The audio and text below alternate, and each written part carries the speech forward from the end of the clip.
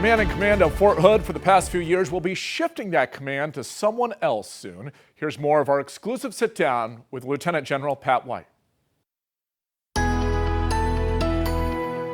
Lieutenant General Pat White has spent decades fighting for his country, and for the past few years, he has commanded Fort Hood and our nation's largest armored corps, 3 Corps. We've got almost every single military occupational specialty in the Army in this corps. We fly helicopters, we shoot artillery pieces, we got tanks and Bradleys out there. We've got the most modern communicators. Our engineers are the most modern that you have.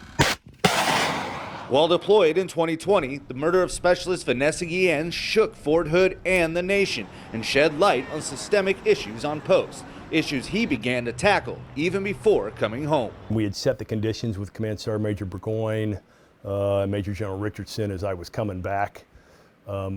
We issued an order, because that's how we operate in the Army, is on orders, called Operation People First.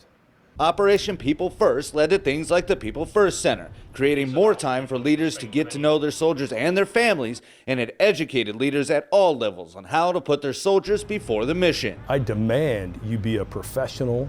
I demand that you're lethal because you're in the Army, right? But I am going to take care of you.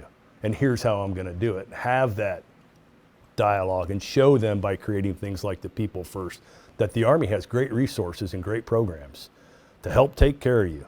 Looking back on what he sees as accomplishments over the past few years, it's the missions that fly under the radar that makes him most proud of his soldiers. Homeland security, fighting wildfires, helping out with floods and hurricanes, doing Operation Allied Welcome at Fort Bliss, bringing in the unaccompanied children from the South, and COVID response. Though not on the battlefield, those missions stand out, especially when he heard it straight from a young staff sergeant administering COVID vaccines in Dallas. He goes, "This is the coolest thing I've ever done." And so, but you don't think about it like that, right? It's like, you're in the Army, go do a job. And so what these young men and women are doing makes them proud, but we should be even amplifying, what that's all about and what it means to them. Lieutenant General Pat White says he shares every accomplishment with the men and women of Fort Hood and the 3rd Armored Corps. And though he will soon be handing that command to someone else, he is excited to see what they do. 25 News.